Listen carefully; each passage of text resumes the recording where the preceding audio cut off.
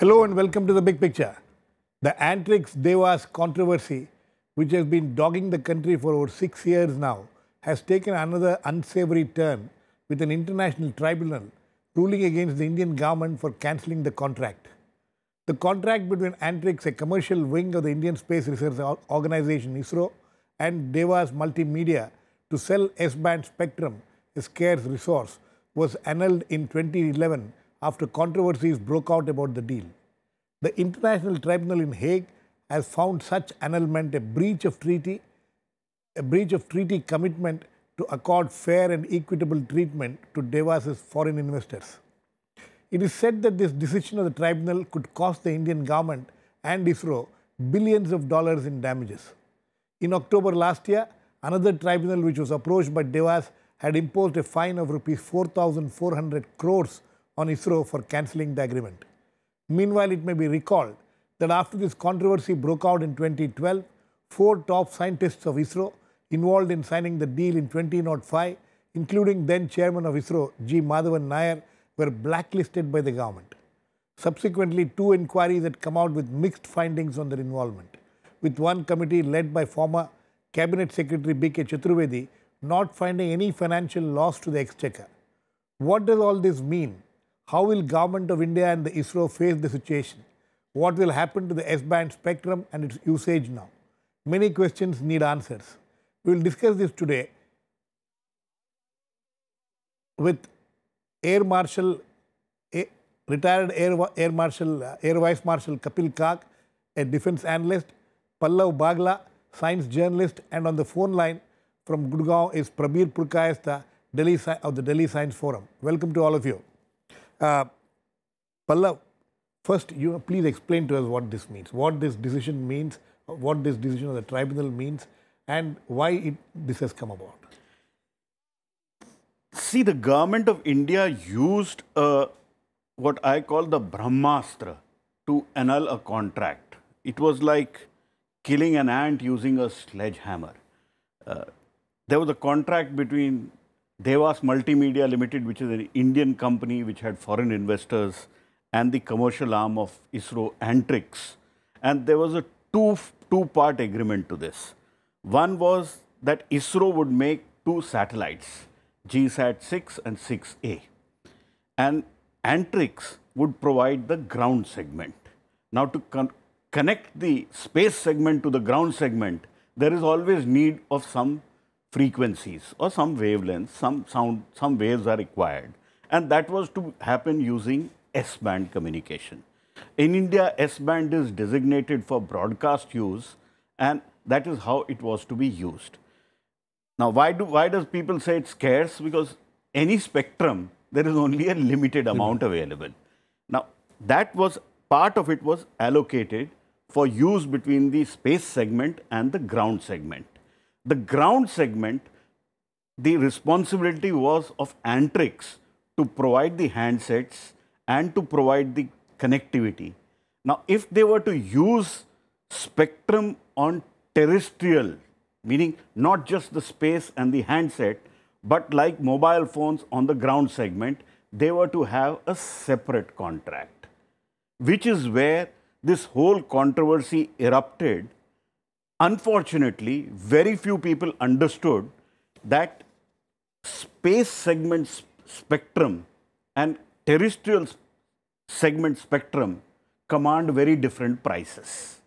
It is like chalk and cheese, one could say. Or in today's parlance, if one uses the common metaphor, one is a cow and the other is a goat. So the space segment is a goat. Both give milk, but a goat will give you limited amount of milk and cow would give you a larger amount of milk. So the cow would command a bigger price. The terrestrial segment is, that's why the spectrum commands a higher price. Essentially because on the curvature of the earth, the segment can be used again and again and again. Whereas in space segment, you beam down once and you have to cover the entire country, which is why you get a much lower So what price. was the problem? The problem was this controversy erupted in the middle of the 2G, 3G scandal. Right. At that time, recall, this was UPA Alliance 2 time, and Dr. Manmohan Singh was the Prime Minister. Somehow, it seems, the then chairman of ISRO, Dr. Radhakrishnan, and people in the Prime Minister's office and the Prime Minister, it seems, got very spooked by what is happening. Since the 2G, 3G scam, as I have written earlier, came and... But there was some internal report of the ISRO which started all these things. There was an internal report of the ISRO. In fact, there was a the leak of the contract first happened to the Hindu newspaper, and the Hindu carried a report, which, if you look back in hindsight, was kind of an overblown report. And within that, the establishment got completely spooked, saying, and in my analysis, when the 2G, 3G scam happened, which is allegedly called the Raja scam, and that was 1.76 lakh crores according to the Comptroller and Auditor General of India. If that had to be shown in smaller light, something bigger had to erupt. And this S-band scandal, by completely wrong use of arithmetic, was projected to be 2 lakh crores. Okay. So it came out as if this was a Maharaja scandal. And that is where the whole controversy erupted, and the government stepped in and cancelled the contract with Antrix. Now, when you cancel a contract, you suddenly don't use the last option which is available with you, which is to use the Brahmastra and cancel it. There were other options, and Dr. Madhavan Nair has explained it very, very carefully and very lucidly, saying Antrix had not met with its contractual requirements. If that had been used, then it was much easier to cancel the contract, and one need not have gone into this, all through this, either the controversy or the tribunal or these damages. So there were other options. For some special reason, the then Prime Minister's office and the chairman's office in ISRO used this final option of cancelling the orbital slots. Now they have to face this. Now we have to face the music of that. We'll come to that. Prabir, you there? Yeah, I'm there. Prabir, so, do you agree with Pallav that, there were other options which the government could have used? Let me step back a little and start by saying this is a contract reached in haste and cancelled in haste. I think both ISRO and Antrix entering in this contract with Devas did make serious mistakes. There is no evaluation of what the goat would cost in Pallav's language, or what the chalk or cheese would cost. I think, therefore, this argument, because we have got arbitration awards against us, the original contract was okay, is a wrong argument. I think that has to be treated separately. The merit of that is, I think, quite separate from how we ended the contract and the consequences thereof. So I would disagree with Pallav that was fine. There's no problem with the contract. It wasn't understood. I think it was a mistake of either a judgment failure, various other things could be wrong, but we do not know what is the cost of that spectrum when we gave it at a pittance, at really throwaway price to Devas. And you can see that Devas was selling 10 rupees shares later on to Columbia Capital and Deutsche Telekom at something like 50 times the price. So I think those are issues where the ISRO and Antrix did not know how to handle commercial contracts properly.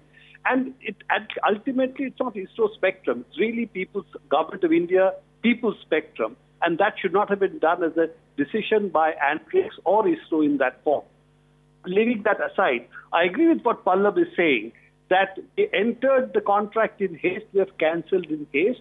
And it's really a knee-jerk reaction. Understanding there is a problem, the solution should have been thought out better. Having said that, I must also say that we must also understand this bilateral treaty with Mauritius. And a lot of these bilateral treaties are completely weighed against governments and are completely weighed in favor of investors. This particular judgment also makes it clear to us that as a country, we have to think that these bilateral treaties are completely weighed against the governments, particularly of the global south. And we need to really scrap this bilateral agreement, because all of them are coming out now with expropriation claims. You have the claims against Coal India, the various other claims pending, and all of them are going to hemorrhage Indian economy badly if we don't take the measure of actually scrapping the bilateral agreement. So we shouldn't think only of what went wrong with the Antrix-Devas agreement. We should also think of the bilateral agreement. Okay. Air Marshal, you know, if you go through the judgment of this tribunal which has come out, it says that, you know, it's talking about the investors of Devas being affected by this annulment of the contract. But there is a separate issue altogether about how this entire deal was struck between Antrix and Devas involving the ISRO. And in that, the CAG had come out with a report. There were two committees which had come out with a report. I don't think that those aspects don't change after this tribunal agreement. Those don't change. Actually, both the panelists have put together a very fine perspective. I think our decision making, the systems in place, weakened institutional and governance structures, they all have, in this case, coincidentally conspired to get together, where perception about fears of a scoop, fears of public opinion, what Pallav referred to, have hurriedly impelled the government to seek, of all things, a national security perspective as deciding in favor of the annulment. Why wasn't that security thing decided when you did the contract? So it is a classic case, and unfortunately, while Prime Minister Modi is going world over to say India is a great investment destination, we want private investment, this is a party pooper in many ways, because this will travel internationally. To answer your specific question, Girish, the point is there were some fears. Now this is where the media comes in a big way, that the creation of Devas was by itself a kind of a sweetheart deal. I don't have the proof, but this is what the media at that time projected. And our national public mood is decided by the media. But the inquiry reports did not find any such thing. They did not. But the creation was, these are all ISRO scientists. They have crossed the frontier from ISRO. Now they want to make big bucks. There were conflicts of interest involved. Why did Madhavan Nair and 4 other people lose their jobs? I mean, he was the icon of space in India, and suddenly he was nothing. Thirdly, I mean, 3 or 4... He didn't lose his job, sir. No, he didn't lose his job. He was blacklisted. No, he was only blacklisted from taking on any government position after his retirement. That applies to all. So he had moved on as superannuated from ISRO. The point is that you cast aspersions on an individual. It's not, modality is not that important, whether you're blacklisted or you're not permitted to take on something. But here was an icon, you brought him down a few notches. But the point is, BN Suresh committee report, I think that is what you had in mind. That was 2009. Okay. It didn't bring out anything tangible, but it raised some questions in the minds of the government that there have been some unilateral actions. We have apprehensions that there is some black spot in this lovely bowl of milk. Left it at that. In 2011, you had the CAG leaked report, Comptroller and Auditor General report, which almost used the same language without directly ascribing any motives to any individuals. All these, in a sense, have gone on to shape the government's decision in 2011. But I do believe, and there I agree both with Pallav and Prabir, for the fact that, you know, not enough homework was done.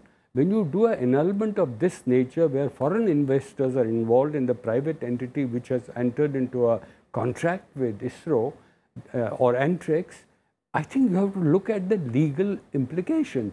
This should have been at least done at the level of the CCS. Now here it is not an Antrix cooperation. It is the Cabinet Committee of Security which has actually approved the annulment of this contract.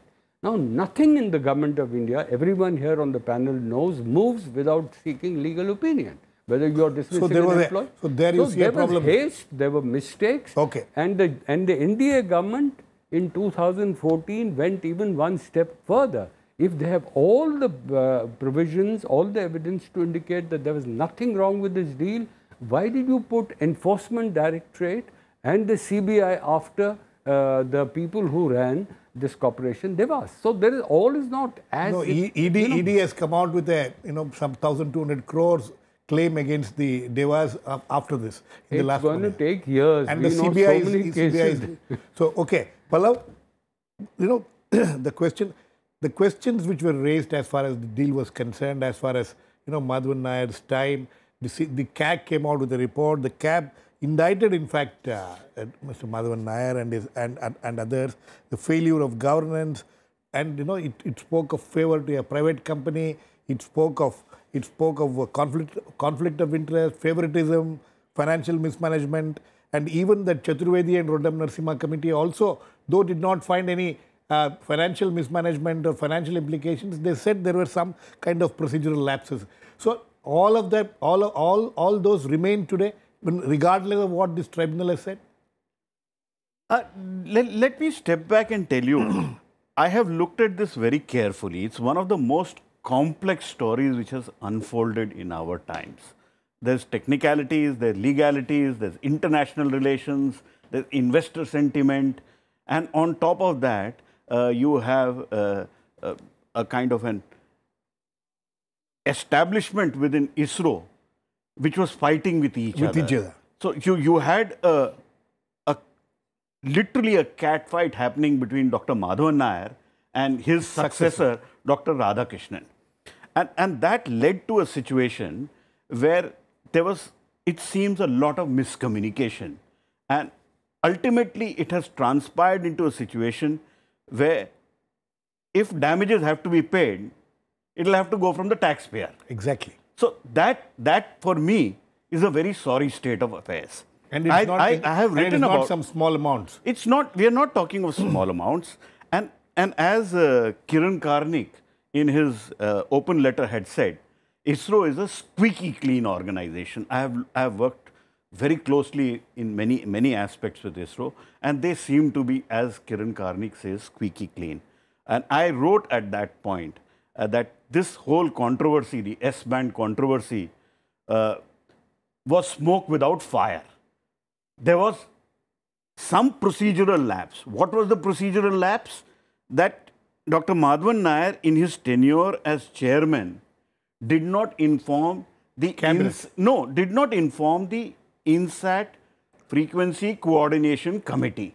Is that something which was such a grave certain lapse? Decisions which should have been taken by the cabinet was taken by ISRO by the charge is that it was covered up. See, I think it's a complex story, and Prabir can also echo some of these things because he is extremely knowledgeable about these issues, and especially spectrum issues.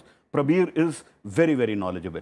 See, there was the making of the satellite, which was to be done by ISRO. When the making of the satellite came, that was when they reached the cabinet for approval. Whereas the other part was lease of transponders. Right. That lease of transponders was happening earlier. Tata Group, through Tata Sky, had leased transponders in almost a very similar fashion. They continue to operate. They have not been blacklisted. Their contracts have not been... S-band spectrum? See, the spectrum is different. The S-band, some spectrum is being used. The problem was whether the pricing, as the Controller and Auditor General, in his, if you ask me, idiotic arithmetic, projected a figure of 2 lakh crores, was completely absurd. That there was no way that figure could have been 2 lakh crores. So that was where the whole thing snowballed. And it is still snowballing because nobody has taken a holistic view on how to argue and how to put forward India's case. Now, if at that point, Girish, let me just add, they subsequently annulled the contract after going through the Cabinet Committee on Security, saying S-band is required for security issues.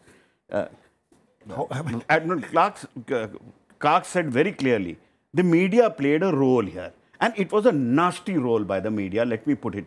They did not understand the story and they kind of projected it as a bigger scam than 2G, 3G, whereas there was no scam of that nature. And when that happened, somebody in the government should simply have stepped forward and said, this is a national security issue. We need the satellites up in sky. The ground segment, if you ask me today also, was really required for the security establishment. It wasn't very much required. Today, that GSAT-6, the satellite which was to go up as part of the Antrix deal, is actually in space. What working. about 6A? But the 6A is a proposition which will come later. First, 6 has to be utilized. The ground segment is missing. It has not been fully utilized so It cannot be utilized because the ground segment and the handsets are not there. Okay. They are still developing it. If see, 6 went up and 6 was a security establishment. One second. If this deal had gone through in the manner it should have at that point of time, you think all this utilization would have happened by now? See, the utilization for the civilian domain was at a very specific point of time. And that is where Devas will go back laughing and enjoying and all celebrating. Because they have neither to supply the ground segment, but they will get the benefits and fruits through damages. Today, large parts of India are covered by 3G signals. So you don't need that kind of multimedia coverage as was required through 2005. This multimedia. In 2005. But in 2005, we didn't have. So we needed this at that time. So Devas never supplied the ground segment. Today, if they were in a position to supply, as the satellite went up last year, if they were to supply, they would never get that money because it's cheaper available in terrestrial. No, I think what Pallav I'll come to you. I think maybe Prabir needs to come in on this because spectrum issue is a very tricky issue. Perception is important. We cannot do analysis of the deal of 2005 with judgment of today. No, that's exactly. That's just hold on. Let me finish. What is the price in the agreement? Let's talk of that price. Who decides that price? Madhavan Nair decided that price. The price that was agreed was, in fact, the deal would have ended next year. It was from 2005 to 2017, 12-year period. 12 years contract. The Devas would pay back to Antrix $300 million over 12-year period. And the cost of the two satellites, manufacture, launch, operation, was going to be at $150 million. So 90% of your transponder time of the GSAT-6 was going to be given to Devas. Now we want to know, this is what the issue which both Pallav and Prabir need to assess. Who determines that cost? When you said that frequency coordinator was not informed, when you're talking about costs involving something which is so rare at that point of time, S-band space spectrum is one of the rarest things you're talking about in 2005. And who decides that you will give it to Devas for what? For $300 million over 12 years. And I'm sure we had a perspective that this will get out of the steam. But was the price right at that point? Okay. That is the question. Can I come in on this? Yes, Prabir. You know, I think that we are really trying to defend something which is not defensible. I don't think the issue was probity of Mr. Madhavan Nair. I think that's not the issue at all. But it was done in an arbitrary way. The commercial contract was completely one-sided. We did not have an evaluation of the price. And in fact, the ISRO took the sanction for launching the satellites. They had also not disclosed. They already have an agreement for the space spectrum, the S-band spectrum with Devas. So these are issues on which I think we have to accept that what was done at that time was wrong. The question today are twofold. One is the solution that we did, was that the best one? If we thought the deal had to be scrapped, was that the best way of dealing it? Rather than going back and saying the deal was all right because the scrapping was wrong. Therefore, somehow the deal becomes all right. No, that's exactly the point. Sorry, Prabir. Sorry to intervene. That's exactly my point, you know. Yeah. The tribunal's decision yesterday and the previous tribunal imposing 4,400 crores fine, all that does not in any way, absolve what had happened in 2005 and later, isn't it? That's what you're trying to say. Absolutely. Let's look at it very simply. Because the CAG had, sorry to intervene, the CAG had found there certain discrepancies in the way even the Chaturvedi Roddam Narasimha committee had found that certain procedural lapses were there. You are trying to say that these cannot be overlooked. Absolutely. And all I'm saying is, if $300 million was the total amount Devas was paying Antrix, and they're getting 1.6 billion or 2 billion in damages, that shows they were already anticipating huge profits, and that itself is a question mark. Absolutely. My question is a rather simple one, that we have two issues here. One issue is, how do we decide when in the national interest we feel some deals have to be cancelled which have been struck wrongly? And it can be due to various reasons, either due to ignorance or due to maleficence. Both are possible. How does Government of India scrap these deals, whether it's a double deal or it's an Antrix-Devas deal? All these have become then our issues. How do you scrap these deals? Do you have a way of scrapping them by which you can fight them in the tribunal properly? And particularly, this particular tribunal is essentially the Mauritius bilateral treaty issue that has been placed before it, in which investors can take country governments to such tribunals. And it's set up under a treaty. No. So we need to really think seriously about the bilateral investment treaties. Prabir, sorry to intervene. Now the question is, how does Government of India deal with this issue now?